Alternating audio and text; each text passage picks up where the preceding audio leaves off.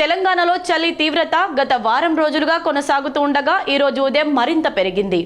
HCU Serilingampally అత్యల్పంగా 9.8 డిగ్రీల Celsius నమోదు కాగా బిహెచ్ఎల్ 11.1 డిగ్రీల సెల్సియస్, రాజేంద్రనగర్ 11.6 డిగ్రీల సెల్సియస్, గచ్చిబౌలి 11.9 డిగ్రీల సెల్సియస్ వద్దకు పడిపోయాయి.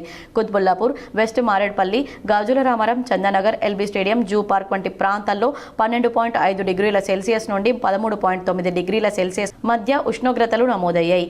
నగరంలోని కొన్ని కాలనీలు పొగమంచు కారణంగా ఉదయం తీవ్ర చలితో వణికిపోయాయి. అలాగే తెలంగాణలోని వివిధ జిల్లాల స్థాయిలో కూడా చలిదాడి కొనసాగింది. ముఖ్యంగా పలు జిల్లాల్లో సింగిల్ డిజిట్ ఉష్ణోగ్రతలు నమోదు కావడంతో ప్రజలు తీవ్ర ఇబ్బందులు పడుతున్నారు. వాతావరణ శాఖ డేటా ప్రకారం ఈ రోజు ఉదయం సంగారెడ్డి 8.1 డిగ్రీ సెల్సియస్తో అతి చల్లటి ప్రాంతంగా నిలిచింది. అలాగే ఆసిఫాబాద్ 8.4 డిగ్రీల సెల్సియస్, సిద్దిపేట, కామారెడ్డి 8.9 డిగ్రీల సెల్సియస్, సిరిసిల్ల 9 డిగ్రీల సెల్సియస్, మెదక్, ఆదిలాబాద్ 9.6 డిగ్రీల సెల్సియస్ వద్దకు పడిపోయాయి.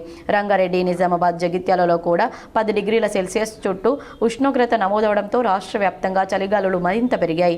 వాతావరణ శాఖ వచ్చే 48 గంటలు ఇదే పరిస్థితి కొనసాగే అవకాశం ఉందని హెచ్చరించింది.